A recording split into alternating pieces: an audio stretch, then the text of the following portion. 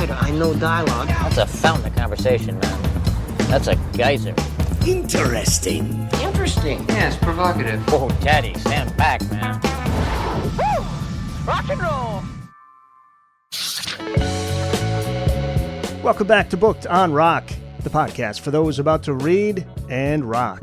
Online at bookedonrock.com, exclusive videos, blogs, links to all of the social media sites, including Facebook, Twitter, Instagram, and TikTok. You can also find every episode of Booked on Rock there, along with links to your favorite listening platforms. So before we get into the episode, I've got some books to give away. A big thanks to St. Martin's Press, who hooked me up with 3 copies of the brand new book by Alan Paul, Brothers and Sisters, the Allman Brothers Band, and the inside story of the album that defined the 70s. Alan was a guest in episode 143 of Booked on Rock. I've got 3 copies to give away, plus St. Martin's Press threw in a really cool poster for the book too. So what I'll do is just take the first 3 listeners who reach me by email, and you got the book. thebookedonrockpodcast at gmail.com. That's thebookedonrockpodcast at gmail.com. Or you can also send me an email through the website, bookedonrock.com. First 3, get a copy of the book. All right, so we've got another edition of The Dialogue, a chill and chat with authors, fellow podcasters, listeners, and more. My guest is the host of one of my favorite podcasts out there, Jon Lamoreaux. He's the host of The Hustle. When I became a fan of podcasts, this is probably 5-6 years ago, Jon's was one of the first I discovered, and I haven't stopped listening. He talks to musicians to find out what it takes to maintain a career in music. He's also interviewed producers, engineers, authors. He is a genuine fan of rock and roll music, and listening to his interviews is much like getting backstage to meet and chat with your favorite musicians. Jon was nice enough to take some time out to talk about his podcast, the interviews he's done. Boy, he's got some great stories, and we get into his favorite books on rock. So let's get started. Jon Lamoreaux, welcome to the podcast. I feel like I should be standing right now. I listen to you. I've been listening to you for years. Let me do an applause. Whatever. This is great, man. Thank you, Eric. That's really great. Nice of you. No, like you said in the email, it's like you just don't know who's listening. And, like I listened to that episode, you had David Wild of Rolling Stone, and like he was just so impressed. He's like, so, how do you do all that? Like, what's going on? Tell me about the show, I know. He a couple of times has tweeted out, like, went for a walk today and listened to the Hustle Pod or whatever it was. And I was like, what? You know who I am? And I mean, we're friendly. It's just bizarre. The one thing that I love about your podcast, because we were chatting before we started recording, and you were asking if I had worked in radio, and I said yes. And the one thing that I really loved about podcasts is the sincerity of it. It's like genuine. And what I mean by that is, in radio, there are a lot of people who absolutely love the music that they're playing, but not all of them. And you will get people that are just there to pad their resume. Like I've worked with guys I'm here in Connecticut, so they're like, I work it over at ESPN. I want to get into sports, but I figured I'd just come here and do a shift. And they could give a shit about the songs. Yeah. They don't know anything about them. And it comes across, on the air. It's just not sincere. And with your show, it always feels like you're like kind of taking us backstage and you get to meet the band. And it's part journalist asking great questions, but also part just conversational. Like you're a genuine fan. So you're really curious. And that's where the great questions come from. Thanks for saying that. Get ready for some ass kissing here, Jon. I'm sorry. I'm very grateful because what I'm most grateful for when you say that is that's basically kind of exactly what I'm trying to do. I got my degree in college in journalism, and I've always been a music lover. And so it's just natural to me, I guess, to merge these two things that have always been an interest of mine. And as you know, there's no journalism, there's no print journalism anymore, and there's barely a music industry. Right. And so the two things that I wanted to hitch my wagon to when I was growing up don't even really exist anymore, So this was just an avenue to channel all the useless knowledge that's in my brain and some mild talents that I might have had, and it's worked out, pretty well. Let's go back to the beginning. You you were raised in Utah, if I Uh-huh. remember correct, because you've mentioned that just in fact, your very last episode, you lived in Utah, but now you live in Colorado, which by the way, I don't think you're far from my nephew. He lives in Boulder, in the Boulder Oh, area. yeah, So you're that's up not the freeway about 25 right. miles. Yeah. Yeah. So you grew up in Utah, and well, when did you first become a fan of music? Like, what was the first band or bands that you really got into? I always go back to this, and I'm sure I liked music more. I mean, I remember I would watch Hee Haw, I would watch Solid Gold, I would watch whoever was on Carson. But the first thing that really struck me was the song Celebration by Kool and the Gang. That was probably my first favorite song. I just remember that was the first song that where I learned that there was a radio that played pop songs, and if you waited a while, it might even play a song you like a second time. And there's other pop songs, and there's records and record shops, and that was one of the first things. But then David Bowie in 1983 with Let's Dance, I think that's the moment that sort of expanded my mind into there being just a lot of really interesting music out there. Not all of it's even played on the radio. And especially when you come into David Bowie, who's my very favorite artist of all time, at that moment, and realize there's already been 15 years of weirdness and Ziggy Stardust and strange music that you may never wrap your head around. I mean, if you're a true music lover like we are, you know that feeling of like going back and Love it. discovering something new. And I didn't know this existed, but it sounds like the kind of stuff I love. How did I miss this? You know, and that constant discovery mixed with the constant feeling of that endearing nostalgic feeling when you hear the song you love, like Celebration, for the first time in a while.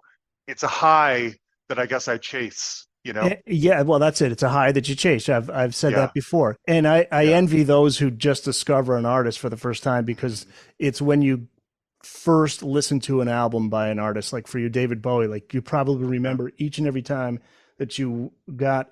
Maybe for you it was cassettes. We're around the same age. It was So cassettes, yeah. so I go out every weekend with whatever money I made on my part-time jobs and pick out cassettes. And I would say, well, I'd start getting into Tom Petty. Okay, so let's start with this. Let's move up. Okay, Southern accents. And then we go to, and each Mhm. week you could just consume it and drive around and just, That's it. I'm sure you were the type that was looking at all the album notes, the liner notes, right? Totally. And, the thing with books, and we were talking about this before recording, that's where you could really get into the minutia. That's really where you Absolutely. can get into it. And I want to ask you about obviously books on rock and roll, but getting back to so you become a fan. What first concert, by the way? What was your first ever My concert? first concert, I love that you asked that. My first concert was Night Ranger in Oh, nice. 1984, I believe. It was when Sister Christian was really popular. Yep. My mom was the main office manager of a mall by my house. The president of the mall, she was his secretary or whatever. So sometimes free tickets would come through the office. And if he didn't want it, and the vice president didn't want it, and the director of marketing didn't want it, and the director of maintenance didn't want it, it might trickle down to my mom. And so that's what happened. She and I went and saw Night Ranger in 1984. And a couple of months after that, I went to my second concert, which was Rick Springfield on the Hard to Hold tour and all that. Now, Night Ranger. Here's let me see if we can trick you. Give you some trivia here. Night Ranger, Brad Gillis.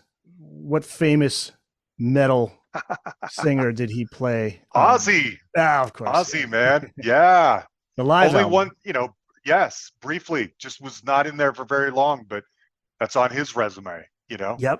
Um, Speak of the Devil. Is that the name of yes, it? Yeah. I think it was. And he's great on that album too. He is. And Night Ranger are just one of those satisfying pop rock bands. They're hard, Yes. but they're melodic, and their songs hold up, and they're fun live. And it's kind of like Loverboy, or one of those kind of bands that are just you take for granted because they were maybe so ubiquitous when you were growing up. But if you really stop and think, those songs are great. Those Yes. guys play great. They're great at their instruments. What's not to like about this? Which is why they're still out there playing. Right. Yeah. Now, you said you wanted to get into radio at one point, and Yeah. something you seriously considered. How come you didn't get into it? Well, I think about this a lot, actually. I mean, you're gonna laugh. I wanted to be a journalist, but I wanted to be like on broadcast. I wanted to be on TV. I wanted to be a broadcast journalist. And you're going to be surprised by who my inspiration was. It was John Tesh, of all people.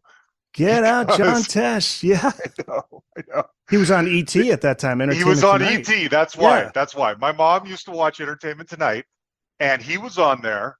And I loved that he seemed a little, he wasn't showbiz.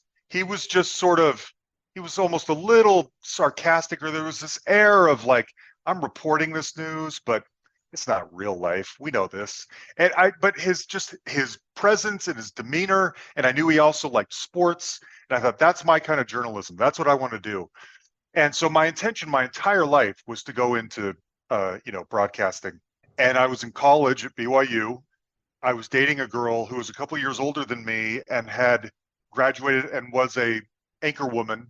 And she just didn't make it sound very appealing. You realize that to most of those people, it's show business, It's camera time and the right look. And this guy's getting more camera time than me. And this one's getting better stories. And how do I get more airtime? And I just thought, boy, none of that is what interested me. Right. I wanted to be the anchor man. I wanted to tell the stories. I wanted to deliver news. I'm not in this for the showbiz part or look at me part. That's not what interests me at all. And so growing up thinking I wanted to have a career in communication somewhere, radio was part of that. And I've always been told I had a good voice and I like music, obviously. And so I thought, well, maybe I'll do that. But then maybe you can relate to this, Eric. It didn't feel like an environment that would lend itself to stability. I thought, trust me, I know. That's why I got out of it. Can I raise a family on this? Can I work regular hours? Am I going to make enough money? I don't want to work like 5 a.m. and have to get up at 3, or I don't want to work overnights 5 nights a week and have kids at home. And I don't want to make 25 grand a year and somehow live off that. And I don't want to go party all the time. And I don't want to do those things. As you can see, I wasn't in it for any of that kind of extra stuff. I just wanted a stable job.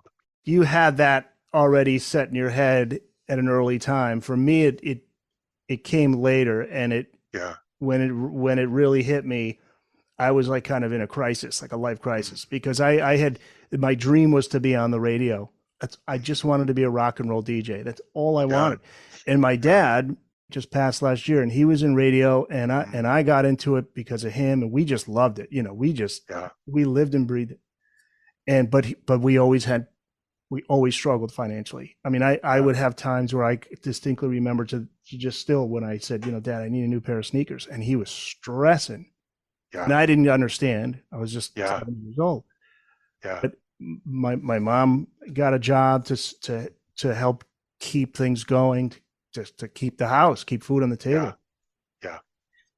And the hours, and he would work he'd get up at 3, 4 in the morning to do morning radio and the job stability, and I would, they say like you're not really officially in radio until you got fired, and I got canned. I did a morning show for like a couple of weeks, and then all of a sudden they had this meeting and they decided we don't want you doing mornings anymore. I mean, it was that kind, and you start, as you get older, I got in my 30s, I was like, I can't do this. I just can't do this. Now I still have a lot of my friends that still work in radio, and they make it happen and they do it. And sometimes there are situations where it can work, but we're talking like, you don't even crack 30 grand a year. I mean, a lot of times. And so, you realize, and I think you made the right move. I mean, everybody's got their own journey they go on, and I think you made the right move. But now lo and behold comes this technology where all of a sudden you can do this from home. And so that's what I was blown away by. I'm like, wait a minute, I could do this in my own house, because it would be driving 45 minutes to an hour, sometimes more for a lot of people to get to the station. So when do you decide I want to do a podcast? This is because you've been doing this show for a good 7 years, is it? 7, 8 years? We just went past 8 a couple of months ago. So when did you start to realize like I can do this, or I want to do this? Well, I don't know if those are tough questions to answer, to be honest. So I started for year. I mean, as we've established, huge music guy, huge music collector. Some people are really good at, building things or the stock market or computers. I'm good at knowing albums and who played on them and when they Same came here. out We're the and stuff Cliff like that. Clavins of music. Exactly. And none of it's, anything you can make any money off of, but that's Right. just what our brains work. So for a while, I started to become really obsessed with the idea of how do people make a living in music. When what did it was I went into this. I don't collect vinyl, and I don't do it on purpose because I know that I would spend every cent I have and put us in the poorhouse. Mm-hmm. Yeah. But I like going to record stores, and I went to this record store by my house once, and I'm in the discount bin, and I'm just seeing record after record that I've never heard of. And I don't recognize any of the songs. And there's this one that I pull out in particular. It's a band called Flame.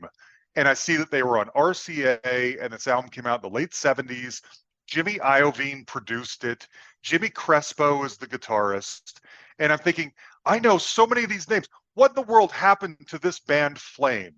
What? They have a story. These people on the back of this album cover, they put their whole heart and soul. They thought they were going to make it. They created this piece of art for you to step into and absorb and live in, and it went nowhere. Not really, Right. And yet it exists, and these people have lives, and they went on. What did they do? Where did they go? How did they make any money? Did they make any money? What do you do after that? This token of my soul is floating around out there in discount bins and record stores no one's ever heard of. What's their story? And I just became really obsessed with, I want to tell those stories. And I thought for a while how I would do this. At the time, blogs were more popular. You don't really have blogs so much anymore, but blogs were it. And I thought, well, maybe I'll start a blog and I'll see if people will talk to me. And then I thought, well, I'd love to have a podcast, but I'm in Denver. No one comes through Denver. My wife's going to kill me if I suddenly buy a bunch of production equipment or I rent a, studio space in the hopes that people are going to, and I'm a nobody. No one's ever heard of me. No one knows who I am. Why would anyone stop and talk to me, And a buddy of mine who sadly died a couple of years ago of cancer, my best friend, he was saying, look, why don't you just see if anyone out there will just help you with some audio engineering, with just some editing, simple editing, and just reach out to some people and see what they would do.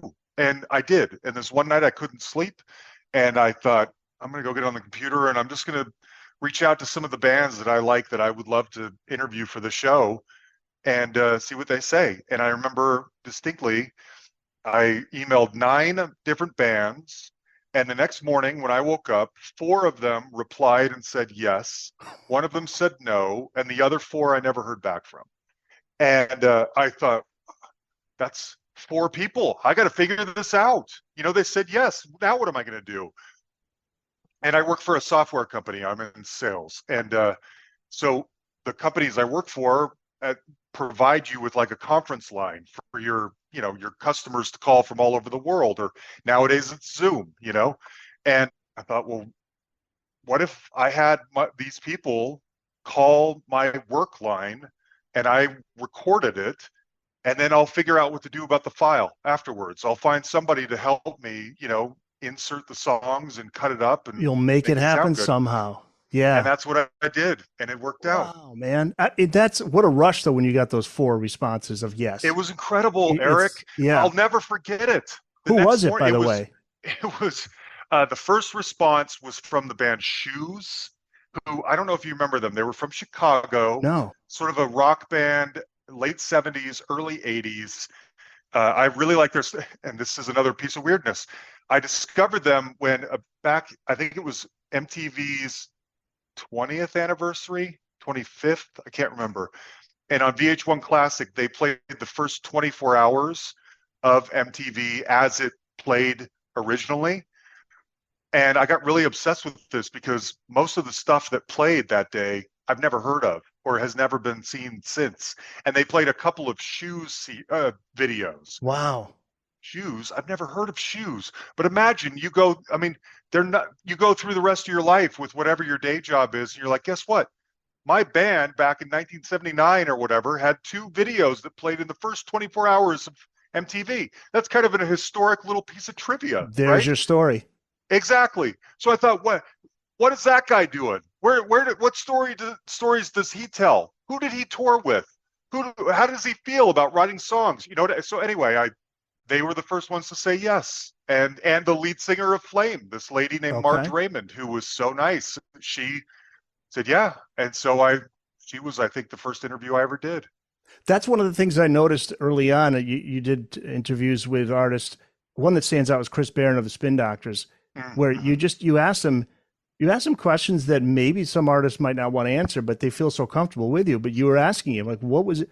What happened after all of that fame and all of that notoriety, and the sales of albums goes away? What do you do? And he was very honest. You know, he just told you, and that's what fascinates me.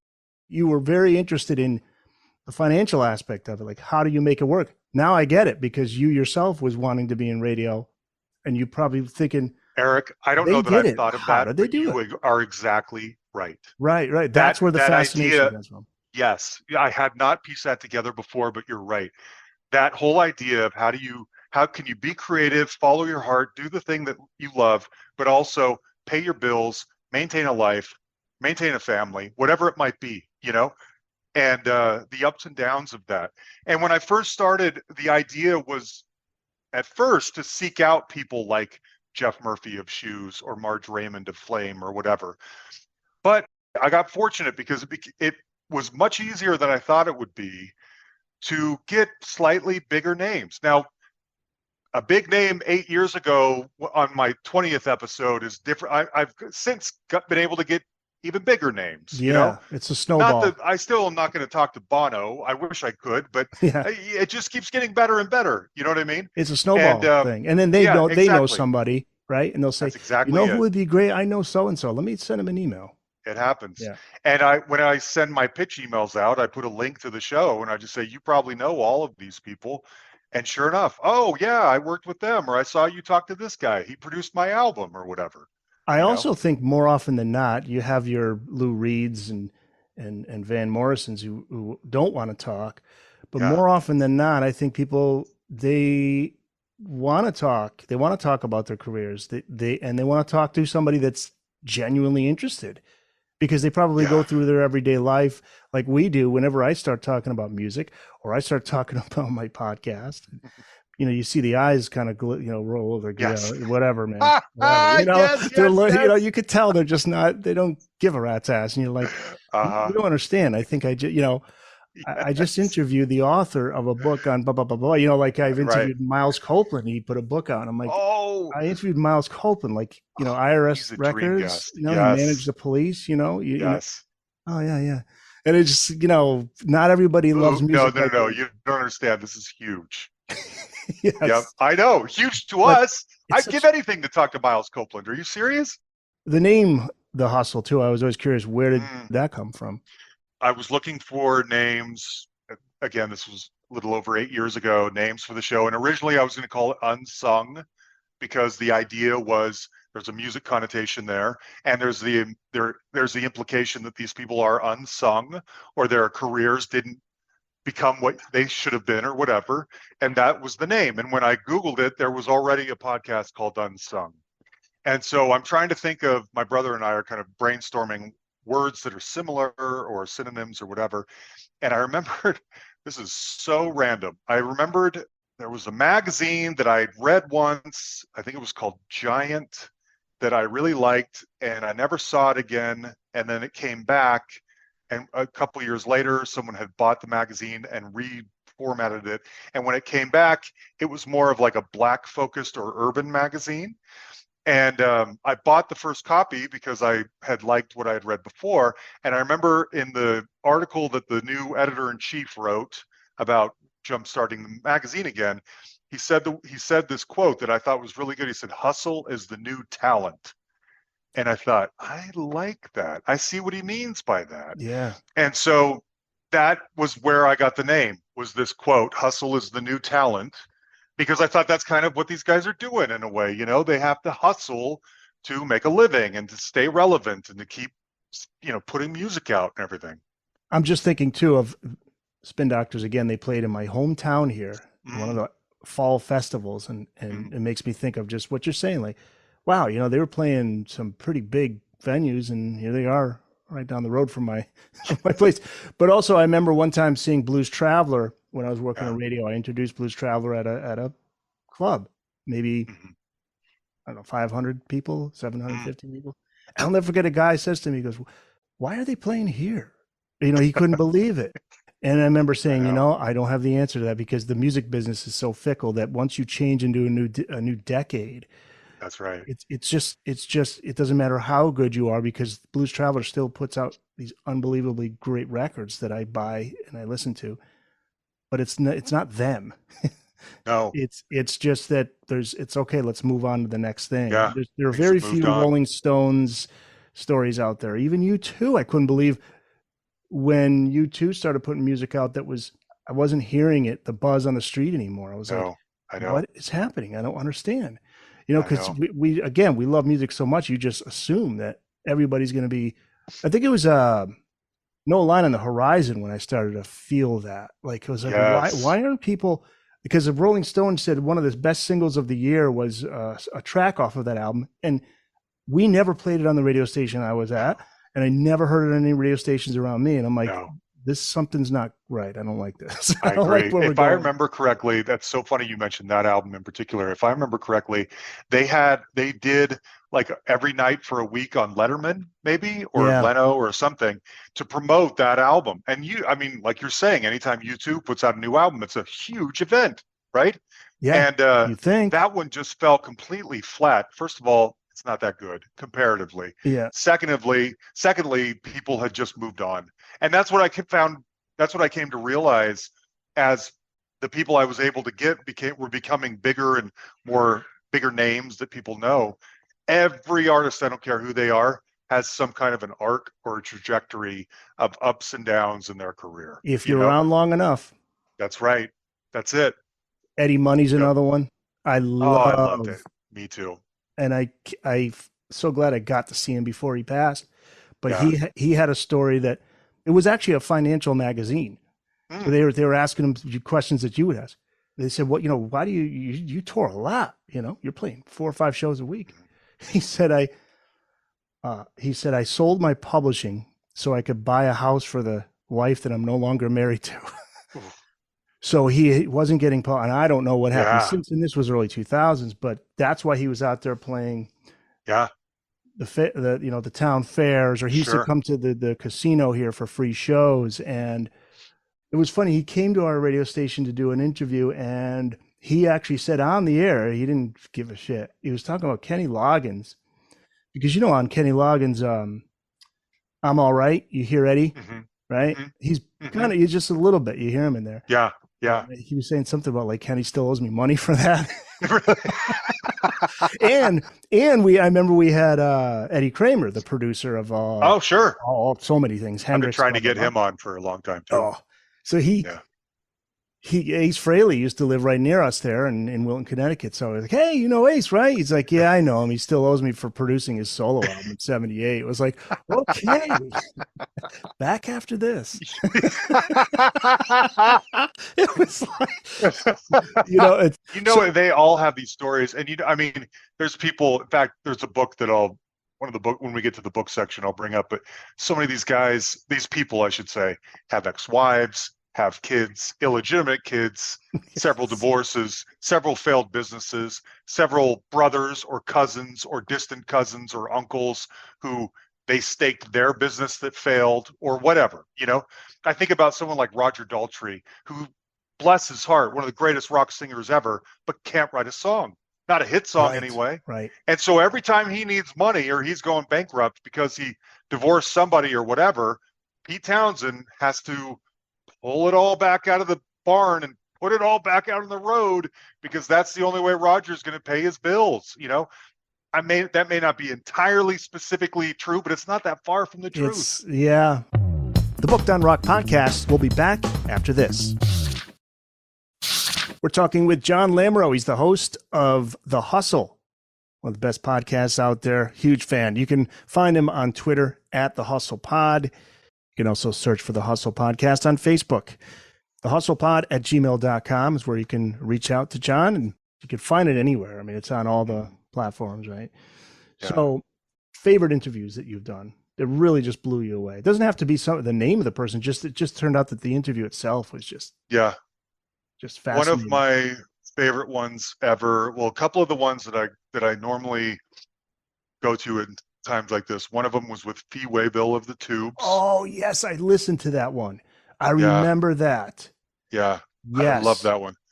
He tells this story about, and this is his side of the story. I don't know how true this was, but in the early 80s, the Tubes opened for Bowie on the Serious Moonlight tour, which was a big deal. And on the last night of the tour, it also happened to be Fee's birthday. And Bowie, everything you read or hear was that by that time he was clean, said to Fee, "Why don't you come up to my room later and we'll party?" And Fee took that, right or wrong, as an invitation to, one, do drugs, and two, have sex. And he wasn't cool with either of those things. And so he never showed up. Just hearing Fee Waybill tell that story is incredible. I remember that. That. My brother told me a story that I'll never forget because it's one of his favorite bands, the Tubes, Fee Waybill, and from San Fran, by the way, San Francisco. Yes. And my brother used to say, you know, any band who lets people in for free if they show up at the concert nude, that's rock and roll. And apparently that was the story. If you showed up nude, you get in for free. I don't know. I believe it. Listen, if this is true, you can confirm it. So what about interviews that almost happened, never did? Any? Oh boy. There have been many people who have said, you know, sure, I'll do it. And then I never hear from them again. I don't know about anyone too big. Like, I really like Paul Carrick, the Sing with Squeeze and Mike and the Mechanics. And like 3 years ago, he was like, yeah, let's do it. And he said, my new album's not, and I'm kicking myself for this one. He said, my new album's coming out in like 4 months. He said, so we have some time. We can do it now if you want, or we can wait and do it closer when the album comes out. I said, well, let's wait. We'll do it when it gets closer. And then I never heard from him again. And I wish that I had just pushed, you know. Another band that was, this is pretty deep. One of the bands who was an inspiration for the show in the first place, based on, you know, like I was saying, what I was initially going after, is this fantastic power pop band called The Producers. And they had a song called She Sheila and What's He Got That I Ain't Got. You might remember them. And I bet you if I heard it, I'd know it. Probably would, or even seen the cover. They, I love them. And they're one of these bands. Little bit of trivia. They played the first ever MTV New Year's Rockin' Eve. So remember when that used to be a thing when we were growing up? Yes. So 1981, I believe, that New Year's Rockin' Eve, The Producers played. And see, that's like an interesting bit of trivia to me.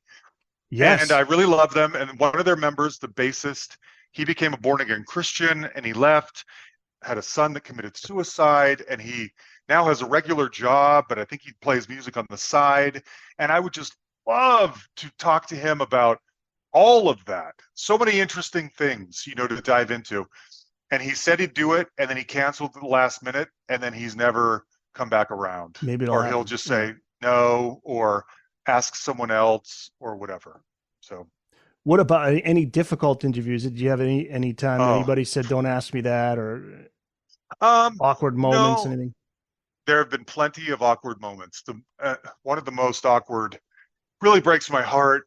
Earth, Wind and Fire are one of my top 10 favorite bands of all time. Verdine White agreed to come on 5 or 6 years ago. He only really, I think, had the stamina or felt like talking for about 15, 20 minutes. And as you know, I like to get more deep and kind of introspective than that. I try to be sort of the Mark Maron of music podcasts, you know?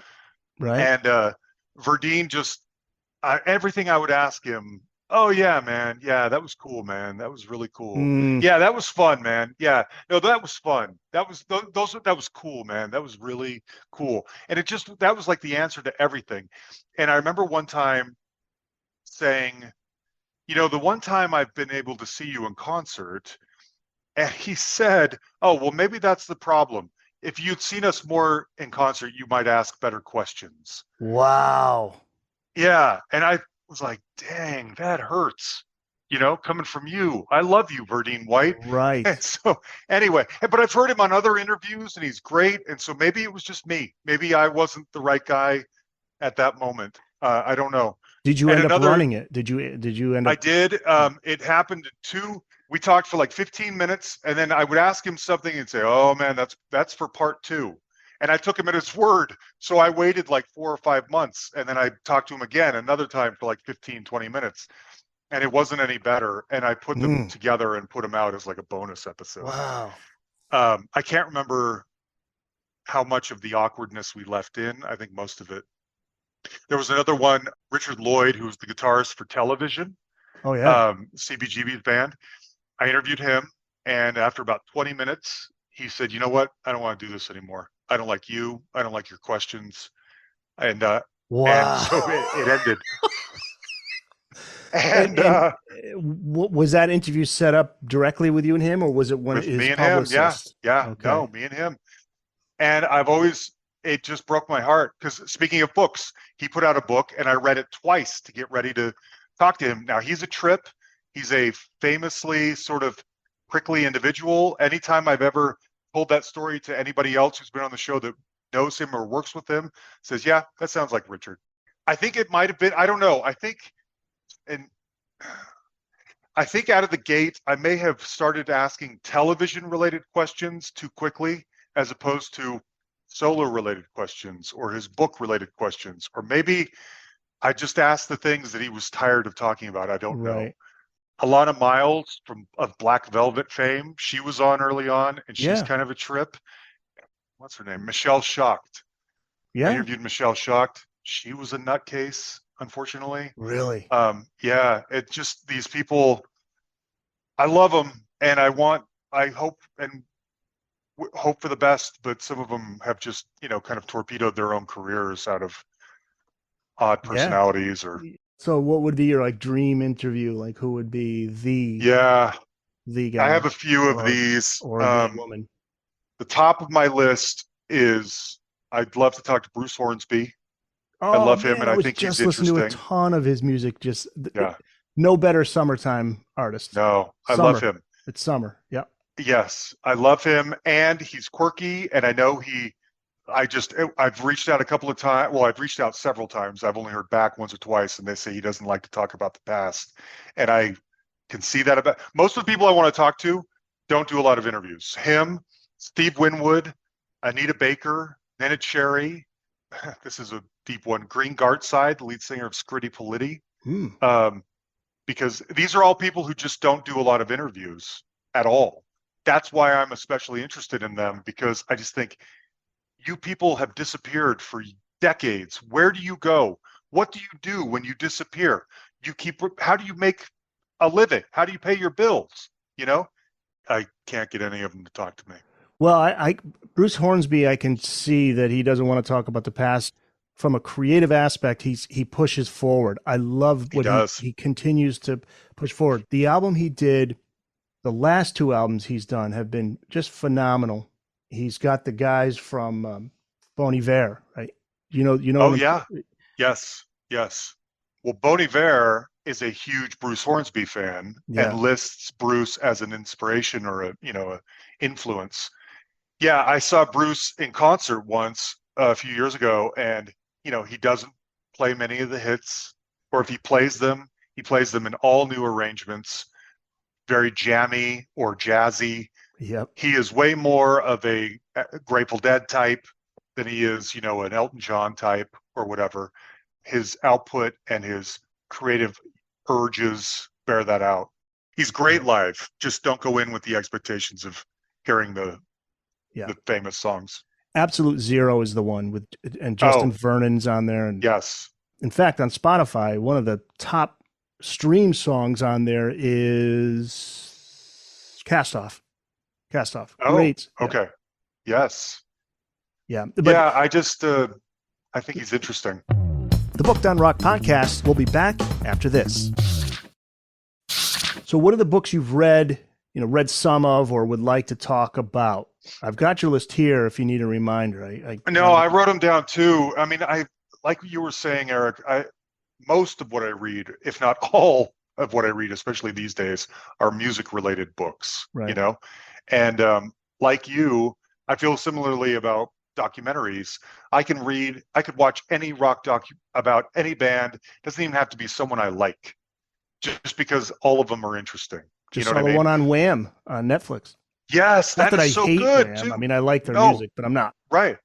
Exactly. I don't have Wham that posters documentary on my is great. Yeah. Yeah. That documentary is great. And by the way, had their manager on this podcast because he's a prolific writer. Napier Bell. Simon Napier Bell. Simon Napier Bell, fantastic guy, wants to come back on again. Great stories, talking about when he managed the Yardbirds and how he went to New York City, and one of the guys that were running one of the labels there was like, had mob ties, and he's got some artists up against the wall. You make a fucking hit for me or you're fucking dead, that kind of stuff. Those stories. It was fantastic. He's like he's talked about Jeff Beck. Yeah, for that one, it's. I saw it. That's so funny you say this, Eric. I was scrolling through your feed today because I've listened to about half a dozen, and I wanted to catch up on a few before we talked, and I saw that was on there, but I haven't listened to it yet. Yeah. So some of the ones that, and a lot of these are recent, actually. I just a month or two ago. So the lead singer of a band called Lush, they were one of the British. They don't like the term shoegazer, but that's kind of what they were. Female-fronted alternative rock band. Her name is Mickey Berenyi, and they were, if you knew Rush, they were part of the first Lollapalooza. Oh, okay. So the first time that Lollapalooza went out, Lush was on that bill. And I thought, she put out a book last year called Fingers Crossed that she wrote, and I thought, I mean, I like Lush and all power to her, but why is this book of all books and of all people getting a lot of attention? I'm kind of surprised by this. It was probably the best rock auto bio I've ever read. That's saying a lot. Exactly. So she grew up in England. Her mom is Japanese. Her dad is Hungarian. Her mom when they got divorced shortly after she was born, and her mom went on to be a Hollywood actress, married and divorced, and affairs with several old-timey Hollywood, royalty type stuff. Her dad is a stringer, basically. He's like a independent journalist, and he stays in the UK and lives kind of like a hoarder. It just sounds like filth. And his mom from Hungary comes and lives with them, and his mom sort of sexually molests Mickey during her upbringing. And so Mickey is shuttled between her living with her dad in the UK in like grime and filth and, not a lot of money. And then her mom is in Hollywood in mansions, Gilded Age, living the high life. What a dichotomy. And I don't know about you. So often it feels like musicians write books and they come out, they're autobiographies, and the whole first part about them growing up is the least interesting part of the book. It's like, I don't care about your grandfather who was in the army or whatever. Right. I want to know about when you did coke with so-and-so while making your third album. This is one of the few times where that first growing up part is the best part of the book, or equally as good. Did she write it on her own? Did she? She did. Okay. She's a fantastic writer, and it just gets it. The story, the music part is great too. The stories of behind the scenes dealing with, unfortunately, people like the Red Hot Chili Peppers on that first Lollapalooza tour, and like the broy, these girls in this band having to deal with being attractive girls in a sea of men, broy men with socks on their genitals or whatever. It was all cool, but hearing it told from her perspective, you really empathize with her and what she might have been going through. It's a fantastic book. You don't have to like or even know who Lush is to appreciate how great this book is. So this is Mickey Berenyi, Berenyi. Berenyi, and it's called Fingers Crossed. Yep.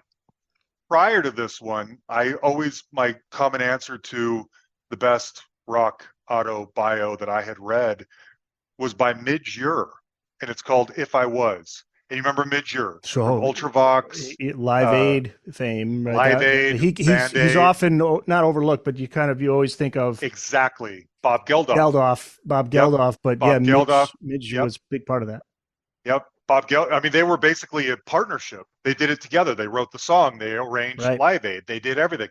But Bob was sort of catapulted as the face, and then he goes on to be, knighted or whatever. And Midge is just a regular. I mean, he's a great musician, but he's not Bob Geldof. He's not Saint Bob. And Midge, I've had Midge on the show. In fact, speaking of Mickey, I'm interviewing Mickey next week about her. Cool. Midge, I've had on the show, is just one of the nicest, most gentlemanly people in pop music.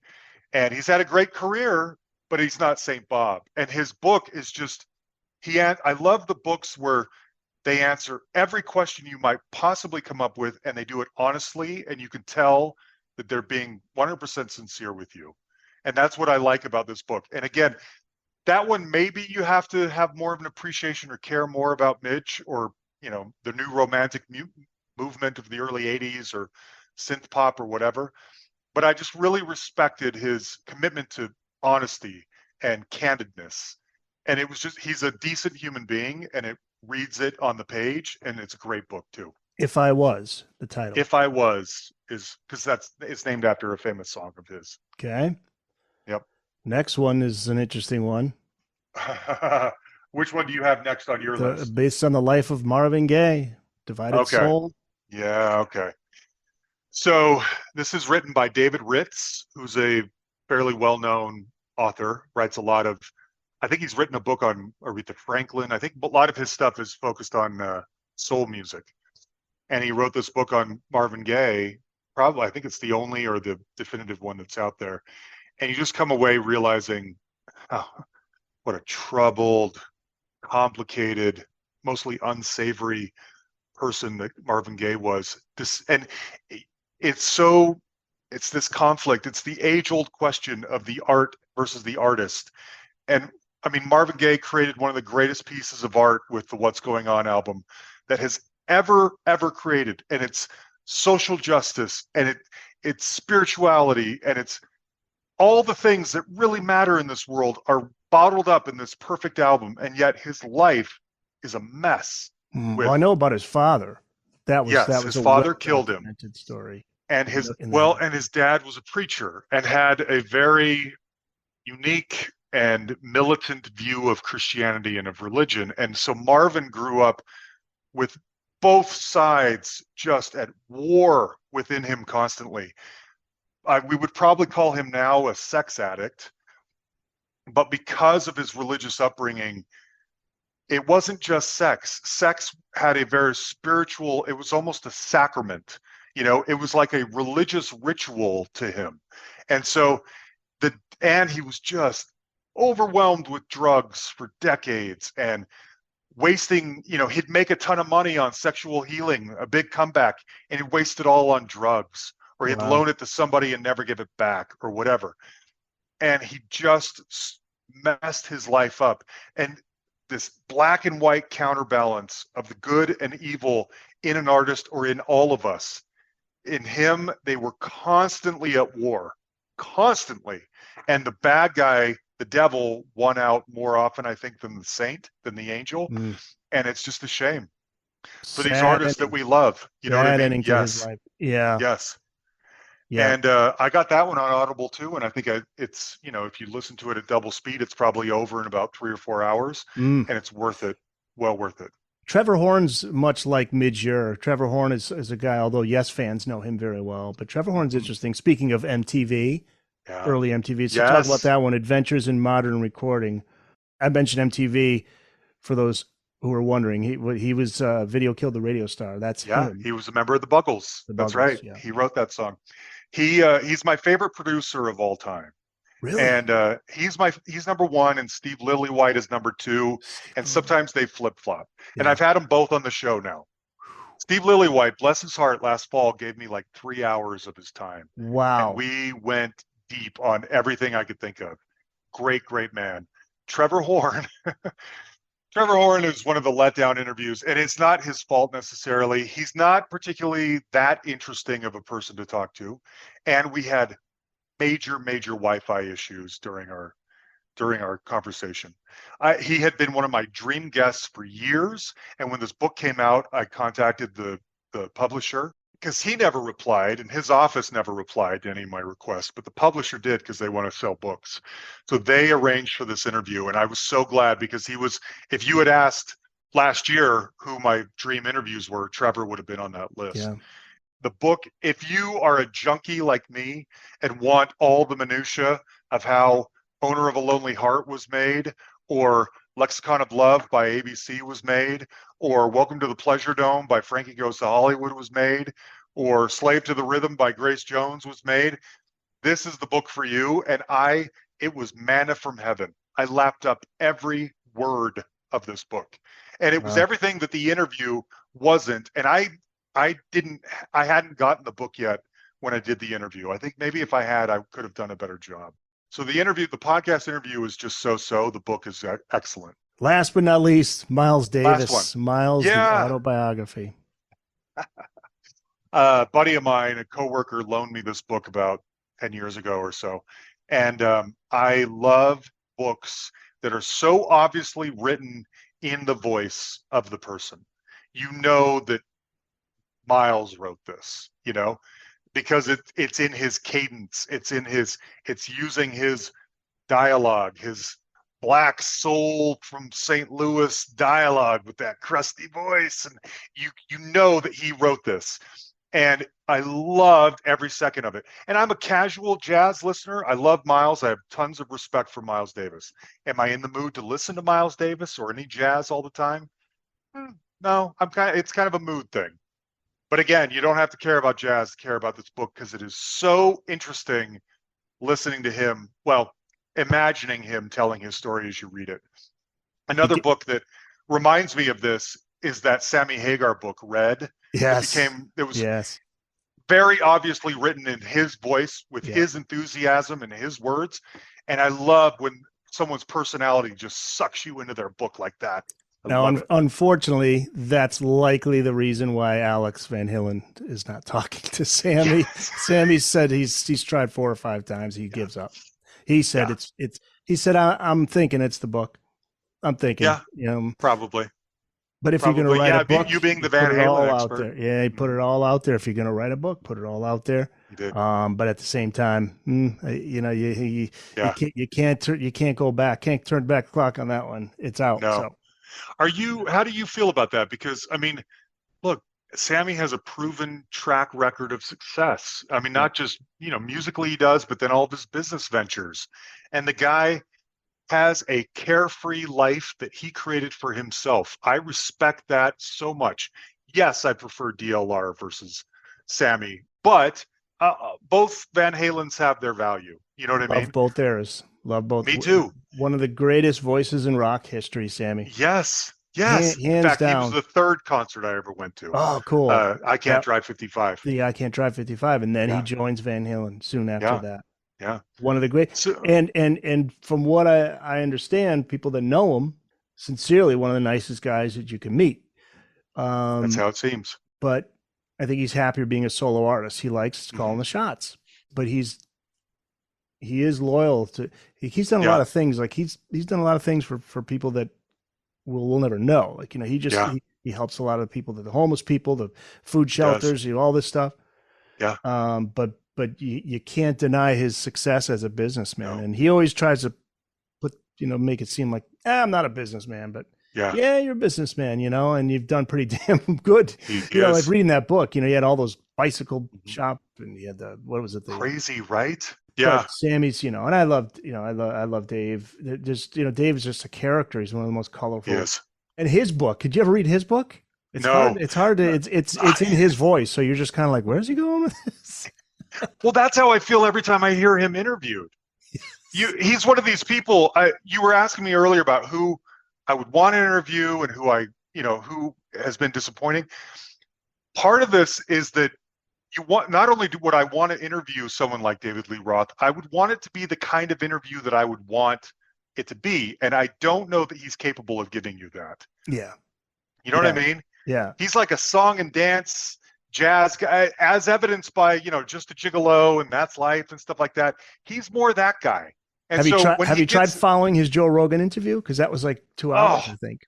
Yes. I can't. I have a hard time following just about anything and it's almost like he knows. Yes. He knows that you want the rock stuff and he's not going to give it to you. And at the end of the day, it's like, I just love Dave, man. Dave, keep being you. Keep being Dave. I love it too. It's the frustrating. world needs rock stars, and he is certainly one of them. But boy, he's somebody, he can't do the same thing over and over again. And that's unfortunately his career has taken a hit because of that, because he can't. He's not going to be like this formula. Okay, let's just keep making it album over and over again. Yeah. Oh man. Not going so to. You said that now at the time you said it's a book you wanted to read, but you had it. So now I think you finished it. Phil Collins Not Dead Yet? I have that. You were asking some of the books that I really wanted to read. I mean, I'll read anybody's books, but like I went on a splurge on Audible recently and I bought Phil's book, which I haven't read yet, which I want to. I bought Keith Richards' Life, which I've heard nothing but great things about. Johnny Marr from the Smiths. I'm a huge Smiths fan. His book, I can't remember the name of it now, but I bought that too. I've heard good things about David Byrne. I think his book is called How to Make Music or How to Make Money Making Music or something like that. I've heard that's really fantastic, and I bought that too. So I like to save these for road trips, and next time I'm on a road trip, I'm going to burn through a couple more. I was going to say, where's your favorite place to read, or what time of day if I'm or going to year listen, when you love to read? So two things. The Audible stuff is I don't like to listen to a little bit here and there. I try to get as much as I can in one time. So I save those for road trips. As far as books I'm reading, literal, tactile books, I read on my lunch hour a lot. I work from home, and so I'll go up and make myself some lunch, and then with the time that's left over, I'll lay on my bed and I'll read my book for a little while. Oh, that's beautiful. And it's the life right there. That is the life. And speaking of which, my favorite thing, I've been doing it for about a year and a half now, is on Sundays when we come home from church, I get something to eat and then I lay in bed and I just start reading my book for hours. And if I get tired, I'll just rest the book on my chest, doze off for a few minutes. And when I wake up, it's been about a half hour. I'll read again. I'll keep reading for a little while, and then I'll get tired again. I'll put the book back on my chest. And I do that for like 3 hours on a Sunday afternoon. It's the best. So that's my new thing. I love it. I love it. Well, we finished with books on rock you'd like to see written that haven't been yet. Just a couple here. One on Sly and the Family Stone, like a definitive book, and another on Hall & Oates. Those would be good books. Yeah, Hall & Oates I'm a huge fan of, and I think someone wrote a book about them that's way out of print, like in the late 70s, early 80s. I'd love something more definitive. And then as far as I feel like Sly and the Family Stone need the like Ray Charles treatment or whatever, that, or the Eagles or something. That story is, for me, I want to know every nook and cranny of that story, and I want it told right. I had an author, a guy named Joel Selvin, wrote a. Oh yeah. You know him? Okay. Yeah. He hasn't been on, but I know. Okay. I'd love to have him on. I think I reached out to publish for one of his books. Yes. So he re-released or republished an oral history of Sly's from the 90s, and it was good. But I just would like to see something updated and like a knowledgeable narrator walking us through the whole story. I feel like Sly, that life is chaos, and I'd love to know more about it. I mean, he's still alive, Eric. He lives in a van. I know. He lives in a van, like a Sprinter van in somebody's front yard. It's not right. It shouldn't be that way. But that's the life he's chosen for himself. You know what I mean? He's also like sold off all the publishing and all that kind of stuff for drugs or whatever. He lives in a van in like his lawyer's front lawn or something. And how many people walk by him every day have no idea who it is because he exactly probably doesn't look anything like what we see in pictures. Yeah.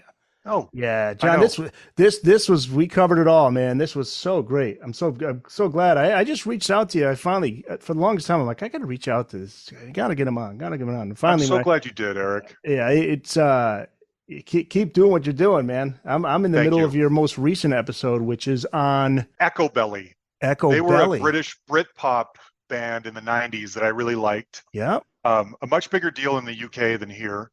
Tomorrow's episode is Ricky Phillips, who was in the Babies, and then Bad English, and now Styx. Okay. That's the episode coming out tomorrow. Very cool. I'm honored you would ask, Eric, honestly. Thank you for it's a huge honor. Thank you, man. Thank you. Anytime you want to guest to talk Van Halen, you know where to go. You're the guy. We'll do a deep dive into Van Halen 3. I would love that. We'll have to find something to do together. Some kind of, you know what I mean? Some kind of panel discussion or something. I'd love to pick it back up and do it again.